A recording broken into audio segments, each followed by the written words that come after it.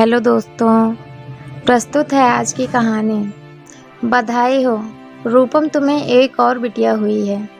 जेठानी निरूपमा ने अस्पताल के बेड पर पड़ी अपनी देवरानी से कहा। क्या भाभी, दूसरी बेटी की कौन बधाई देता है? शेखर ने निरूपमा को टोका।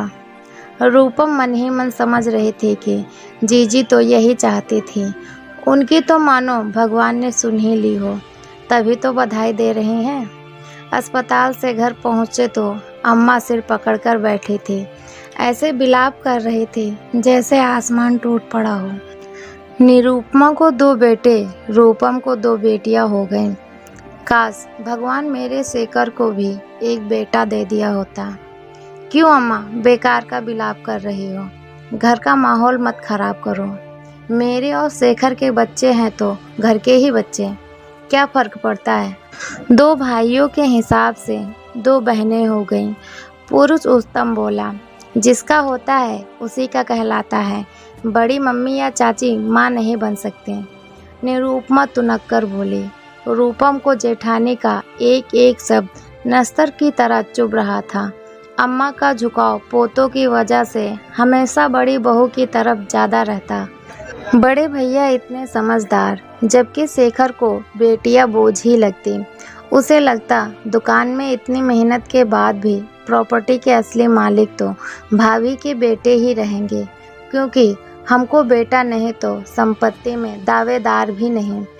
कुल मिलाकर पुरुषोत्तम जी के अतिरिक्त घर में कोई नहीं था जो दिया और सिया को प्यार करता। सबके लाडले तो रोहित और रोहन ही थे।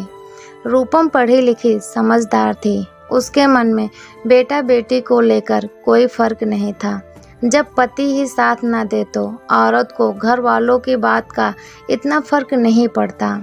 दिया सिया घर के काम भी करती और पढ़ाई में भी अच्छी थी। रूपम के संस्कार साफ झलकते थे। रोहित रोहन दिन भर मस्ती करते और पढ़ाई में भी कमज़ोर थे। बड़ी मम्मी, भैया ने मेरा बैग छुपा दिया है, कल मेरी परीक्षा है। वो खुद तो पढ़ता नहीं और मुझे भी तंग करता है। सिया रोते हुए बोल रही थी। तुझे पढ़ लिख कर कौन सा कलेक्टर बनना है? जा माँ का हाथ बटा। अम्मा तुनकी, रूपम ने निरूपमा से बैग देने को कहा। अरे कहाँ जा रहा है इसका बैग? दे देगा। सिया को भी पता है वो इसको छेड़ता रहता है, फिर भी झूठ मूठ के आंसू बहाएगी। रूपम आगे कुछ ना बोल पाए। पुरुषोत्तम जी रोहन के कान खींच कर लाए। खबरदार मेरी राजकुमारियों को तंग किया तो ले बेटा तेरा बैग। सिया खुश हो गई। रोहन हमेशा उसे छेड़ता कि तुम दोनों बहनें तो इस घर में मेहमान हो, घर के मालिक तो हम दोनों भाई हैं। खैर समय बीतने लगा। बचपन की बातें घर के उसी आंगन तक सीमित रह गई। दोनों भाई बिजनेस मैनेजमेंट की पढ़ाई के लिए शहर चले गए। दिया और सिया दोनों ने ही मेडिकल लाइन चुनी। दिया लैब टेक्नीशियन थी और सिया ने डी फार्मेसी का दवाखाना खोल लिया। अम्मा ने खटिया पकड़ ली। एक लड़की के तो हाथ पीले देख जाती। बेचारे मेरे शेखर की छाती पर दोनों बोझ के जैसे हैं। अम्मा, तुम्हारे पोतों की पढ़ाई पर लाखों का खर्च कर दिया, अभी तक किसी ने कमाना शुरू नहीं किया। पोतियां सरकारी कॉलेज में स्कॉलरशिप पाकर कमाने भी लग गईं। अब तो दिमाग की बत्ती खोलो अम्मा, बोझ बेटियां नहीं तेरे पोते हैं। पुरुषोत्तम ने गर्व से कहा। अब शेखर और निरूपमा को भी समझ आने लगा कि दोनों लड़के लाड प्यार में खराब हो गए, जबकि दुत्कारी गई लड़कियां बिना किसी पर बोझ बने आत्मनिर्भर हो गईं। आज नहीं तो कल शायद बुढ़ापे में भी यही संभालेंगी। सास पति जेठानी कोई हार माने या ना माने, पर रूपम की तपस्या सफल और परवरिश जीत गई। क्यों भाग्यवान घुटनों में तेल लगवा रही हो? ये काम घर के बेटे करते हैं, तुम बेटियों से करवाकर पाप कमा रही हो। बड़े पापा ऐसा मत बोलो, कम से कम आप तो ये फर्क मत करो। घर में एक आप ही हैं जिसने कभी भेदभाव नहीं किया। बड़ी मम्मी हमारे लिए माँ से बढ़कर हैं। एक बार बड़े भैया को बोलो शहर में इनका फुल बॉडी चेकअप करवा लें, यहाँ इतनी सुविधा नहीं है। मुझे बड़ी मम्मी के साथ कोई गंभीर समस्या लग रही है।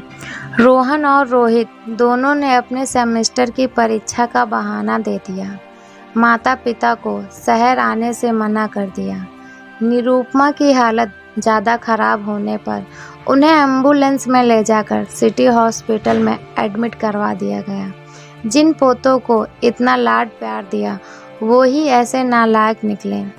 मैं तो समझती थी माँ बाप के साथ चाचा चाची को भी संभालेंगे, यहाँ तो। अम्मा सुबकने लगी। अम्मा छोड़िए, अब आप ये सब सोचकर अपनी तबीयत मत खराब करिए। दुकान इन्होंने संभाली है तो घर मैंने भी संभाल लिया, कहीं कोई दिक्कत ही नहीं। भैया दिया सिया के साथ भाभी को लेकर गए हैं। बेटे जिम्मेदारी नहीं उठा रहे हैं तो क्या हुआ, बेटियों ने उठा ली। जल्द ही भाभी ठीक होकर आ जाएंगी। निरुपमा बेहोश थी।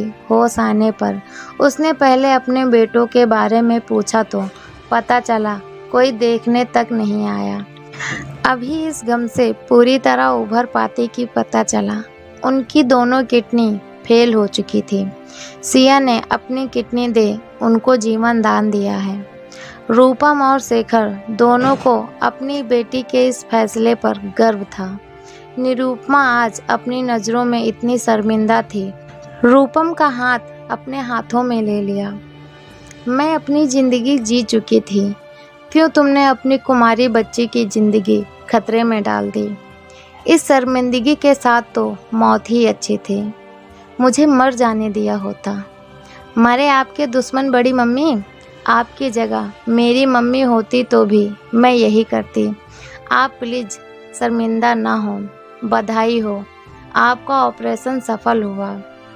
रूपम, तुझे दूसरी बेटी होने पर बधाई मैंने गलत नीयत से दी थी, लेकिन वो बच्ची दुनिया में मुझे जीवन दान देने के लिए आई थी। ऐसी बेटियां पैदा करने पर तुझे बहुत बधाई। दिया सिया माता पिता से गले लग गई। आज शेखर और रूपम का सीना गर्व से चौड़ा हो गया। सुख से सब परिवार सहित वापस आ गए। अब पुरुषोत्तम दास जी ने दोनों बेटों को संपत्ति से बेदखल का नोटिस भेज दिया तो दोनों भागते हुए माँ से मिलने पहुँच गए। बेटा हो या बेटी कोई फर्क नहीं पड़ता, जो जिम्मेदार और लायक होगा वही संपत्ति का असली वारिस होगा। पुरुषोत्तम जी ने अपना अंतिम निर्णय सुनाया, जिसमें अम्मा और निरुपमा की सहमति जताई। बेटे भाग्य से होते हैं, लेकिन बेटियां सौभाग्य से होती हैं। तो दोस्तों, कैसी लगी ये मेरी कहानी? अगर अच्छी लगी है तो प्लीज़ वीडियो को लाइक करें, शेयर करें, और हमारे चैनल पे नए हैं तो हमारे चैनल को सब्सक्राइब करें। इस कहानी से आपको क्या सीख मिलती है, कमेंट बॉक्स में अपनी राय लिखकर हमें ज़रूर बताएं।